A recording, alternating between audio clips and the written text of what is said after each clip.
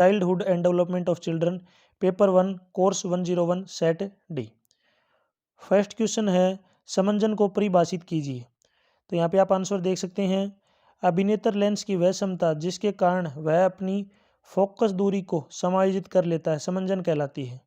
तथापि अभिनेत्र लेंस की फोकस दूरी एक निश्चित न्यूनतम सीमा से कम नहीं होती। किसी वस्तु को आराम से स्पष्ट देखने के लिए आपको इसे अपने नेत्रों से जो है कम से कम 25 सेंटीमीटर की दूरी पे जो है रखना होगा। नेक्स्ट क्वेश्चन है, रीति रिवाज से आपका क्या अभिप्राय है। तो यहाँ पे आंसर देख सकते हैं। रीति रिवाज ऐसी परंपरा या संस्कार हैं जो पीढ़ी दर पीढ़ी मानव जातियों में चले आए हैं। इनका संबंध दैनिक चर्या या जीवन की प्रमुख घटनाओं से होता है। कभी कभी ये धर्म और त्योहारों का भी हिस्सा होते हैं। भारत में हम कुछ त्योहारों और रीति रिवाजों को काफ़ी शौक से मनाते हैं। नेक्स्ट क्वेश्चन देखिए, सहगामी क्रियाओं से आप क्या समझते हैं। तो आंसर है, पहले इस सह पाठ्यक्रम गतिविधियों को पाठ्येतर गतिविधियों के रूप में जाना जाता था, जो गैर शैक्षणिक पाठ्यक्रम का एक हिस्सा था। यह बच्चे और छात्रों के व्यक्तित्व विकास के विभिन्न पहलुओं को विकसित करने में मदद करता है। सह पाठ्यक्रम गतिविधियां एक ऐसा पाठ्यक्रम है जो मुख्य पाठ्यक्रम के पूरक के रूप में कार्य करता है, यानी कि काम करता है। नेक्स्ट क्वेश्चन है क्वेश्चन नंबर 4, वैश्वीकरण को परिभाषित कीजिए। वैश्वीकरण क्या है। आज विश्व में तेजी से परिवर्तन हो रहे हैं।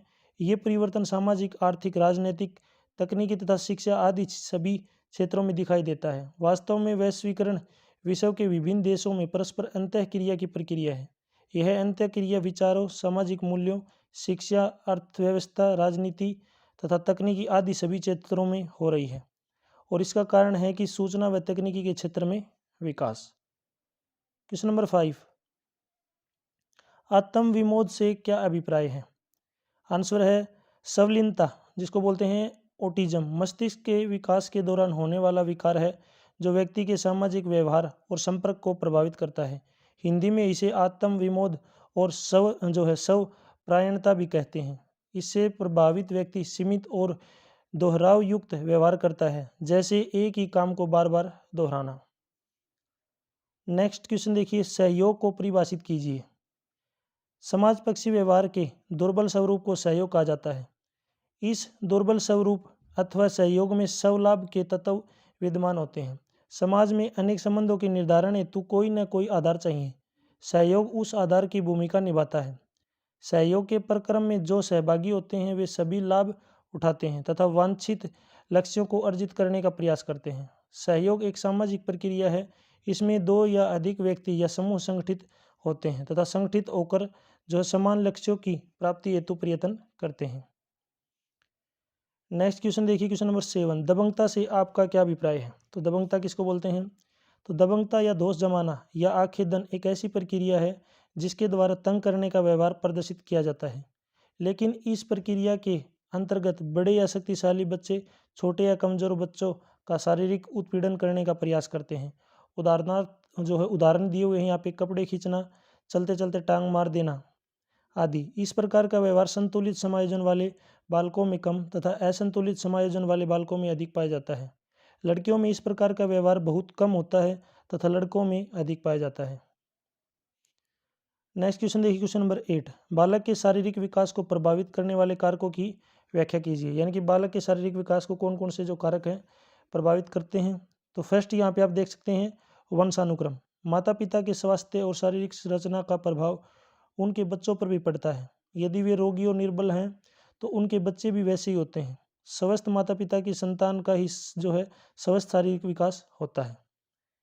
नेक्स्ट पॉइंट है वातावरण। बालक के स्वाभाविक विकास में वातावरण के तत्व जो है सहायक होते हैं। इस प्रकार के मुख्य तत्व हैं शुद्ध वायु, पर्याप्त धूप, स्वस्थता। पर्याप्त धूप का सेवन करने वाले बालकों को सर्दी, जुकाम, खांसी और आंखों की जो है कमजोरी आदि रोग कभी नहीं होते हैं। नेक्स्ट पॉइंट है पौष्टिक भोजन। पौष्टिक भोजन थकान या प्रबल दुश्मन और शारीरिक विकास का जो है परम मित्र है। अतः बालक के उत्तम शारीरिक विकास के लिए उसे पौष्टिक भोजन दिया जाना आवश्यक है। नेक्स्ट पॉइंट है नियमित दिनचर्या। नियमित दिनचर्या उत्तम स्वास्थ्य की आधारशिला है। बालक के खाने, सोने, खेलने, पढ़ने आदि का समय जो है निश्चित होना चाहिए। नेक्स्ट पॉइंट है पॉइंट नंबर 5, खेल और व्यायाम। शारीरिक विकास के लिए खेल और व्यायाम के प्रति विशेष रूप से ध्यान दिया जाना चाहिए। छोटे शिशु पलंग पर पड़ा पड़ा ही अपने हाथों और पैरों को चलाकर पर्याप्त व्यायाम कर लेता है, पर बालकों और किशोरों के लिए खुली हवा में खेल और व्यायाम की उचित व्यवस्था किया जाना आवश्यक है। नेक्स्ट क्वेश्चन है, शैशवावस्था के दौरान बालक के क्रियात्मक विकास का वर्णन कीजिए।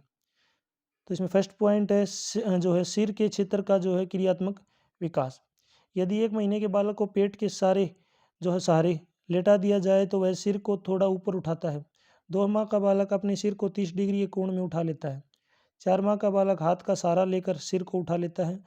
5 से 6 माह के बालक को यदि बैठाया जाए तो वह बैठे बैठे अपनी गर्दन को थोड़ा बहुत घुमाने लगता है।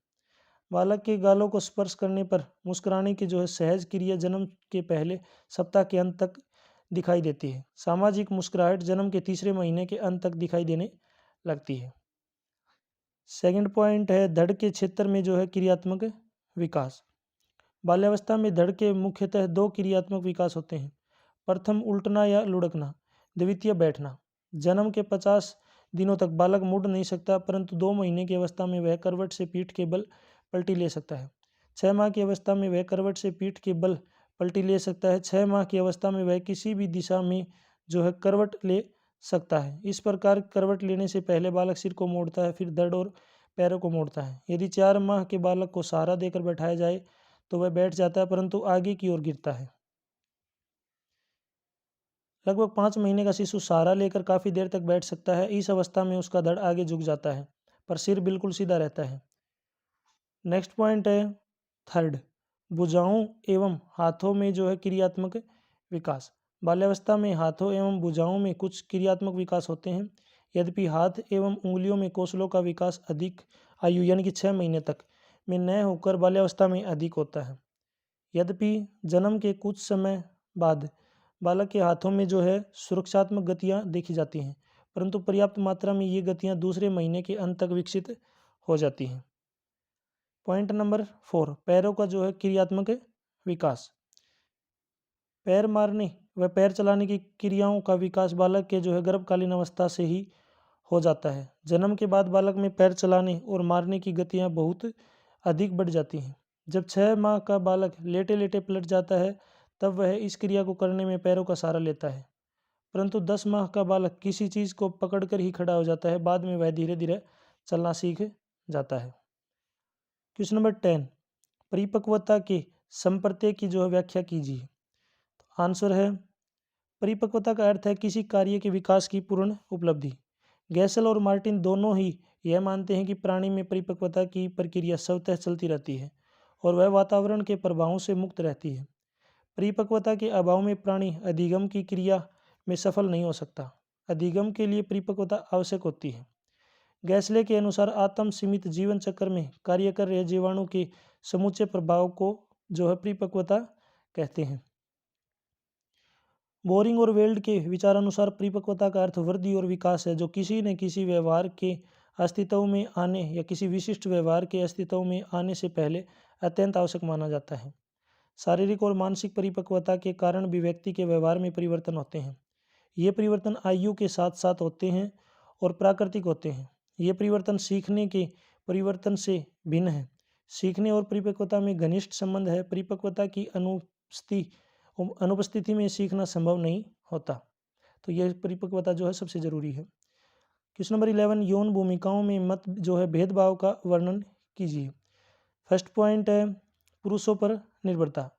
परिवारों में विशेषकर भारत में महिलाओं को विभिन्न भूमिकाएं निभानी पड़ती है, जैसे पत्नी, बहन, माँ और दादी की। यही महिलाओं की जो है नियति होती है। सेकंड पॉइंट है शिक्षा का अभाव। शिक्षा का अभाव भी यौन भूमिकाओं को प्रभावित कर रहा है। शिक्षा को सामाजिक परिवर्तनों का मुख्य साधन माना जाता है। शिक्षा के परिणाम स्वरूप सामाजिक गतिशीलता आती है और नए नए अवसर पैदा होते हैं। अतः यौन भूमिकाओं में सुधार के लिए जो है सशक्त औपचारिक शिक्षा की व्यवस्था आवश्यक है। नेक्स्ट पॉइंट नंबर 3, रीति रिवाज। पहले लोग अपने परिवार अर्थात बाल बच्चों के साथ एक समुदाय में के रूप में रहते थे, अर्थात सामाजिक गतिशीलता का अभाव था। जीवन निर्वाह के लिए अन्य स्थानीय लोगों के साथ अंतरक्रिया करना एक आवश्यकता थी। परिवार को आधार बनाकर मनोरंजन, त्योहार आदि के कार्यक्रम तय किए जाते थे, अर्थात योजना बनाई जाती थी। इस प्रकार के क्रियाकलापों में महिलाएं सामाजिक बेड़ियों में जकड़ी रहती थी। पॉइंट नंबर 4, बाहरी संसार से संपर्क का अभाव। महिलाओं को घर से बाहर निकलने के अवसरों के अभाव का सामना करना पड़ता है। वे बाहरी संसार के संपर्क में नहीं रहती। वे परिवार के भीतर रहकर ही अपनी भूमिकाएं निभाती हैं। दूसरे शब्दों में महिलाएं परिवार तक ही सीमित रहती हैं, बाहरी संसार में वे अलग अलग पड़ जाती हैं। अतः इसमें ऐसी अभिवृत्तियां और कौशलों का विकास होना चाहिए जो उन्हें बाहरी संसार का सामना करने में सक्षम बना सके। क्वेश्चन नंबर 12, नैतिक विकास की अवस्थाओं पर चर्चा कीजिए। फर्स्ट पॉइंट है आज्ञा एवं दंड की अवस्था।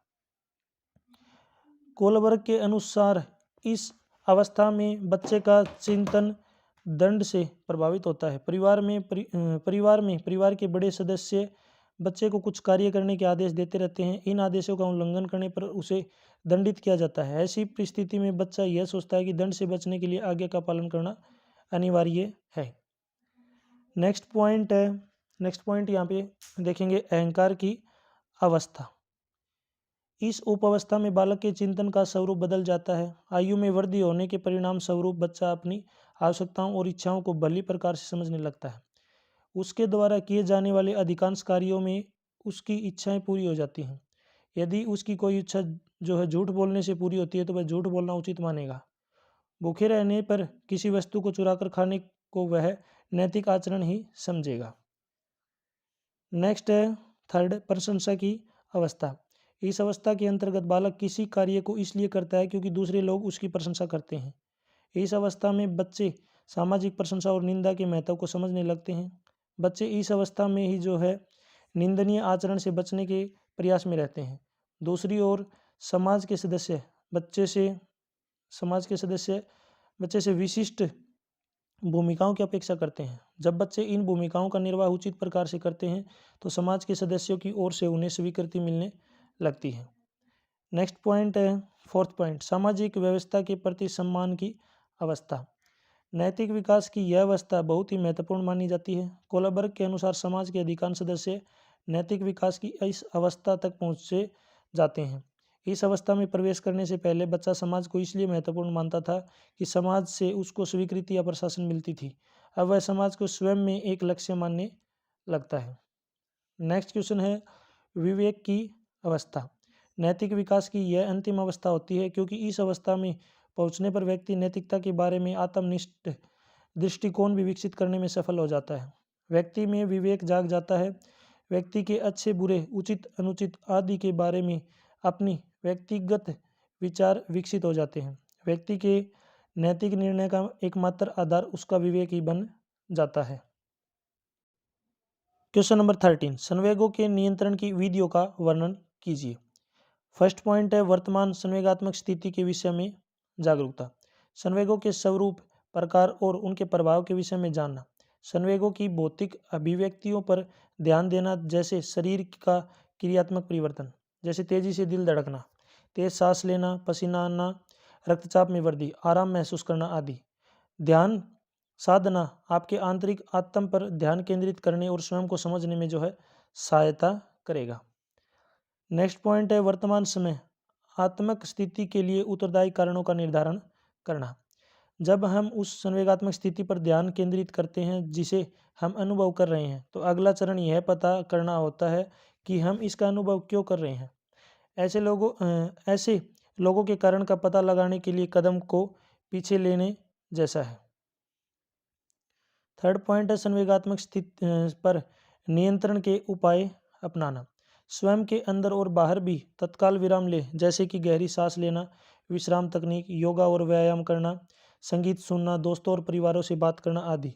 आंतरिक नियंत्रण के ऊपर ध्यान देना और स्वयं के संवेगात्मक स्थिति के लिए बाह्य कारकों का जिम्मेदार नहीं ठहराना। सकारात्मक अभिवृत्ति, आशा और आशीर्वाद रखना। पहले से योजना बनाने से आपको अपने संवेगों के संभावित प्रभाव का अनुमान लगाने और तदनुसार अपने व्यवहार को जो है संशोधित करने में सहायता मिलेगी। नेक्स्ट क्वेश्चन है, यदि आपको इन क्वेश्चनों की PDF डाउनलोड करनी है, यानी कि आपको आंसर डाउनलोड करने हैं, तो इसी वीडियो के डिस्क्रिप्शन में आपको जो है लिंक मिल जाएगा वेबसाइट का, वहाँ से जाके आप जो है इनके आंसर की जो PDF है इनको डाउनलोड कर सकते हैं। और यदि आपको किसी और वीडियो देखनी है किसी और सब्जेक्ट की, तो आप मेरे यूट्यूब चैनल के ऊपर जाके देख सकते हैं। नेक्स्ट क्वेश्चन है क्वेश्चन नंबर 14, किशोर बालक संबंधों की विशेषताओं का वर्णन कीजिए। तो फर्स्ट पॉइंट है इसमें किशोरावस्था विशेषता। किशोरावस्था को शारीरिक विकास का सर्वश्रेष्ठ काल माना जाता है। इस काल में किशोर के शरीर में अनेक महत्वपूर्ण परिवर्तन होते हैं, जैसे भार और लंबाई में वृद्धि, मांसपेशियों और शारीरिक ढांचे में दृढ़ता। सेकंड पॉइंट है कल्पना की बाहुल्यता। किशोर के मस्तिष्क का लगभग सभी दिशाओं में विकास होता है, उसमें विशेष रूप से मानसिक गुण पाए जाते हैं। कल्पना की बहुलता, बुद्धि का अधिकतम विकास। किसी समूह का सदस्य होते हुए भी किशोर केवल एक या दो बालकों से घनिष्ठ संबंध रखता है, जो उसके परम मित्र होते हैं। थर्ड पॉइंट है संवेगों में अस्थिरता। किशोर में संवेगों की बहुत प्रबलता होती है। यही कारण है कि वह विभिन्न अवसरों पर विभिन्न प्रकार का व्यवहार करता है। पॉइंट नंबर 4, स्वतंत्रता की भावना। किशोर बालक में शारीरिक और मानसिक स्वतंत्रता की प्रबल भावना होती है। वह बड़ों के आदेशों के बंधनों में न बंधकर स्वतंत्र जीवन व्यतीत करना चाहता है। अतः यदि उस पर किसी प्रकार का प्रतिबंध लगाया जाता है तो उसमें विद्रोह की भावना विकसित होती है। नेक्स्ट पॉइंट है पॉइंट नंबर 5, समूह का महत्व। किशोर बालक जिस समूह का सदस्य होता है उसको वह अपने परिवार या विद्यालय से अधिक महत्वपूर्ण समझता है। नेक्स्ट पॉइंट है पॉइंट नंबर 6, सेवा की भावना। किशोर बालक में समाज सेवा की अति तीव्र भावना होती है। किशोरावस्था में के आरंभ में बालकों को धर्म और ईश्वर में आस्था नहीं होती, पर धीरे धीरे उनके धर्म में विश्वास उत्पन्न हो जाता है और ईश्वर की सत्ता को जो है स्वीकार करने लगते हैं। क्वेश्चन नंबर 15, अध्यापकों के साथ बालक के संबंधों की व्याख्या कीजिए। फर्स्ट पॉइंट है अध्यापक बालक संबंध। कक्षा एवं स्कूल में अध्यापक और बालक के बीच संबंधों की व्याख्या करना अति आवश्यक है, विशेषकर आज की आधुनिक शिक्षा पद्धति के अंतर्गत, क्योंकि स्कूल और कक्षा में बालक और अध्यापक के बीच संबंध कई बातों पर निर्भर करते हैं, कई कारकों से प्रभावित होते हैं। एक छोटे बच्चे के लिए अध्यापक उसकी माता का एक सब्स्टिट्यूशन होता है। कुछ बड़े बालकों के लिए शिक्षक वह वयस्क व्यक्ति है जो आदरणीय और सम्मान प्राप्त करने वाला होता है। उसके व्यवहार के अनुकरण पर बल दिया जाता है। इस दृष्टि से यह आवश्यक हो जाता है कि अध्यापकों में प्रभावशाली विशेषताओं का होना अति महत्वपूर्ण होता है। अध्यापक की अभिवृत्ति यानी कि एटीट्यूड के प्रति बालक बहुत ही संवेदनशील होते हैं। स्कूल में बालक के साथ किस प्रकार का व्यवहार संबंध हो, यह बात बालक के अधिगम और उपलब्धि को किसी न किसी प्रकार से अवश्य प्रभावित करती रहती है। स्कूल में अध्यापकों का सामान्य स्तर जो है मध्यम सामाजिक आर्थिक स्तरीय होता है। इसी प्रकार अधिकांश बच्चे भी मध्यम सामाजिक आर्थिक वर्ग से ही संबंध रखते हैं। इस प्रकार एक ही प्रकार के वर्ग से जुड़े छात्र और अध्यापक एक दूसरे को समझने में कठिनाई महसूस नहीं करते। क्वेश्चन नंबर 16, पियाजे के संज्ञानात्मक विकास के सिद्धांत की विशेषताओं, कमियों एवं शिक्षा में उपयोगिता का वर्णन कीजिए। पियाजे के संज्ञानात्मक विकास के सिद्धांत की विशेषता। पियाजे के अनुसार सीखना एक क्रमिक एवं आरोही प्रक्रिया है। पियाजे के अनुसार बालकों में चिंतन एवं खोज करने की शक्ति उनकी जैविक परिपक्वता, अनुभव एवं इन दोनों की अंतःक्रिया द्वारा निर्धारित होती है। पियाजे के अनुसार सीखने के लिए पर्यावरण और क्रिया की आवश्यकता होती है। पियाजे के सिद्धांत के अनुसार बच्चों में अमूर्त चिंतन पर उनकी शिक्षा का प्रभाव होता है। नेक्स्ट है पियाजे के संज्ञानात्मक विकास के सिद्धांतों का शिक्षा में उपयोगिता। डॉक्टर जीन पियाजे स्विस मनोवैज्ञानिक थे तथा मूल रूप से वे प्राणी विज्ञान के विद्वान थे। इसके अतिरिक्त पियाजे ने धर्म और दर्शन का भी जो है गहन अध्ययन किया है। पियाजे ने दर्शन की ज्ञान मीमांसा और प्राणी विज्ञान में संबंधों की खोज की। उनके इन कार्यों में उन्हें मनोवैज्ञानिक के रूप में प्रसिद्धि दिलवाई। पियाजे ने फ्रांस के बीने के साथ भी कई वर्षों तक कार्य किया। पियाजे ने बुद्धि के बारे में अपने तर्क दिए कि बुद्धि जन्मजात नहीं होती। उन्होंने इस पूर्व कारक का खंडन किया कि बुद्धि जन्मजात होती है। इसके अनुसार जैसे जैसे बच्चों की आयु बढ़ती जाती है इसका कार्य क्षेत्र भी बढ़ता जाता है, वैसे वैसे उसकी बुद्धि में भी विकास होता जाता है। इसके अनुसार ही प्रारंभ में बच्चा सरल संप्रत्यों को ग्रहण करता है, लेकिन बड़े होने के साथ साथ वह कठिन से कठिन संप्रत्यों को भी ग्रहण करने लगता है। सीखने के लिए उपयुक्त वातावरण एवं क्रियाएं चाहिए। पियाजे के अनुसार ही सीखना यांत्रिक क्रिया न होकर बौद्धिक क्रिया है। सीखना संप्रत्य निर्माण की प्रक्रिया होता है जिसका क्रम सरल से कठिन संप्रत्यों की ओर जाता है। बच्चों का मस्तिष्क जैसे जैसे विकसित होता है उसमें सरल से अपेक्षाकृत जटिल प्रत्ययों का निर्माण एवं उसकी उपयोगिता की क्षमता विकसित होती जाती है। मनोवैज्ञानिकों ने इसे संप्रत्य निर्माण का सिद्धांत कहा है। बच्चों ने वास्तविकता के बारे में चिंतन करने की शक्ति परिपक्वता सतर और अनुभवों के अंतःक्रिया पर निर्भर करता है तथा निर्धारित होता है। मनोवैज्ञानिकों द्वारा इसे अंतःक्रियावादी विचारधारा का नाम दिया गया है। इसी के ऑप्शन में जो है एक और अथवा में एक क्वेश्चन और पूछ रखा था 16 का ही, कि इनमें से कोई भी आपको एक करना था। प्रश्न 16 है, साक्षात्कार से आप क्या समझते हैं? साक्षात्कार के मुख्य तत्वों, विशेषताओं तथा उद्देश्यों का आपको वर्णन करना है। सबसे पहले बात कर लेते हैं साक्षात्कार का अर्थ क्या होता है। साक्षात्कार जिसको बोलते हैं इंटरव्यू। साक्षात्कार बातचीत या सामान्य वार्तालाप करने का ही एक रूप है, किंतु इसमें एक अंतर होता है कि बातचीत या वार्तालाप बिना किसी उद्देश्य से भी किया जा सकता है, किंतु जब वार्तालाप के पीछे कोई सुनिश्चित उद्देश्य छिपा हो तो वह साक्षात्कार रूप धारण कर लेता है। बाल विकास की साक्षात्कार विधि का उपयोग तभी संभव है जब बच्चे समस्याओं को पूर्ण रूप से समझने व व्यक्त करने में सक्षम हो। साक्षात्कार के मुख्य तत्व कारक कौन कौन से जो मुख्य तत्व कारक हैं? साक्षात्कार एक प्रकार का जो है वार्तालाप होता है जिसमें कम से कम 2 व्यक्ति शामिल होते हैं, एक सूचना लेने वाला तथा दूसरा साक्षात्कार देने वाला। साक्षात्कार किसी एक व्यक्ति या दूसरे व्यक्ति से होता है। शिक्षा क्षेत्र से संबंधित साक्षात्कार के अंतर्गत साक्षात्कार लेने वाला अध्यापक होता है तथा साक्षात्कार देने वाला कोई छात्र होता है। साक्षात्कार के दौरान होने वाले वार्तालाप का कोई न कोई उद्देश्य अवश्य होता है। साक्षात्कार एक व्यक्ति का दूसरे व्यक्ति के साथ संपर्क स्थापित करने का एक महत्वपूर्ण साधन होता है। साक्षात्कार की विशेषताएं। साक्षात्कार की मुख्य विशेषता है कि इसमें 2 या 2 से अधिक व्यक्तियों का परस्पर आमने सामने वार्तालाप होता है। अकेला व्यक्ति अपना ही साक्षात्कार नहीं कर सकता।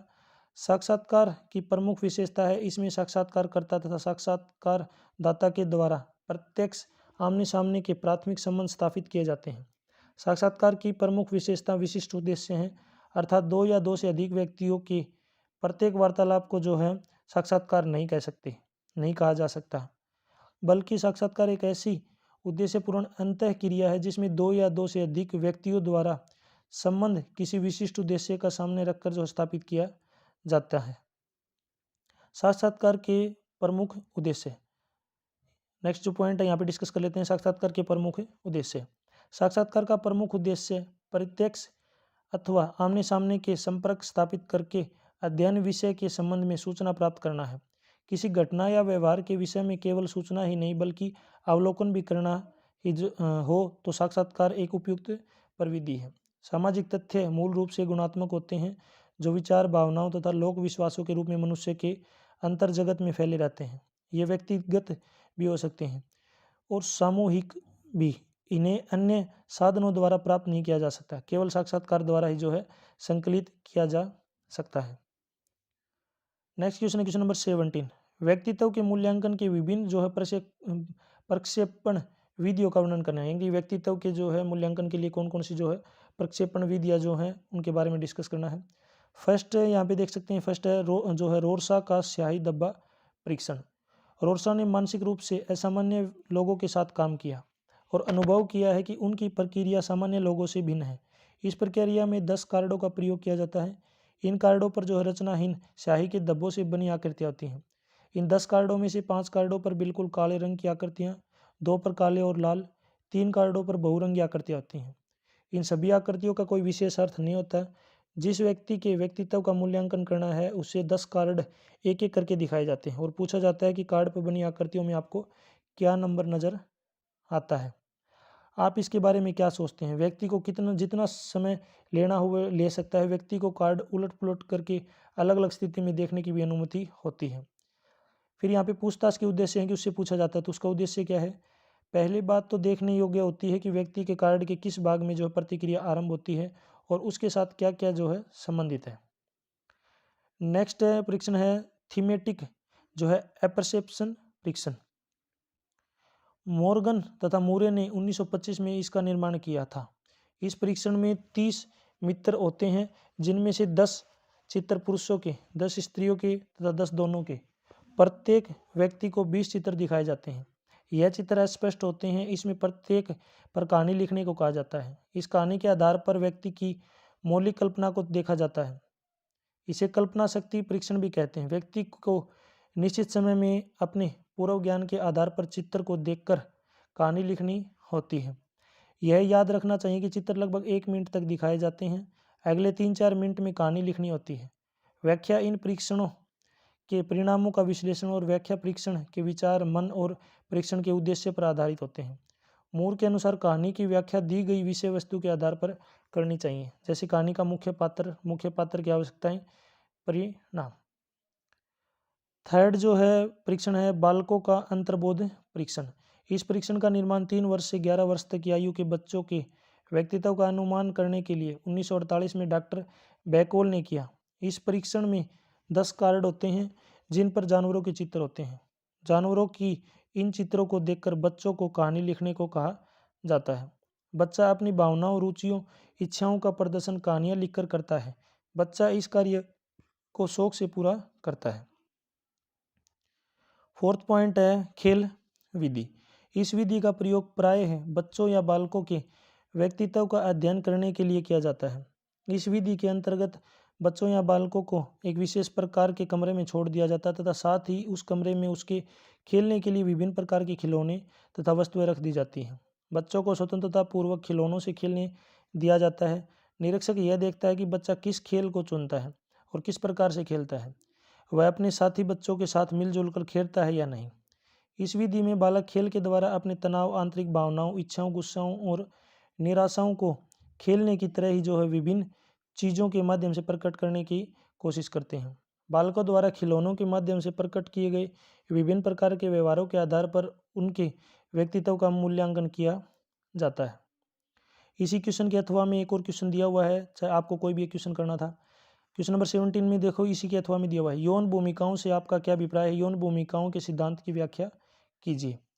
तो यौन भूमिकाओं से अभिप्राय है सामाजिक तथा व्यवहारात्मक मानकों में ऐसे समूह से है जिन्हें किसी विशेष संस्कृति के संदर्भ में विशिष्ट यौन के लिए सामाजिक रूप से उपयुक्त माना जाता है और जो विभिन्न संस्कृतियों और विभिन्न समयों में भिन्नताएं दिखाते हों। आमतौर पर यौन भूमिकाओं का संबंध उन विशेषताओं के समूह से होता है जो नर और मादा में अंतर करें।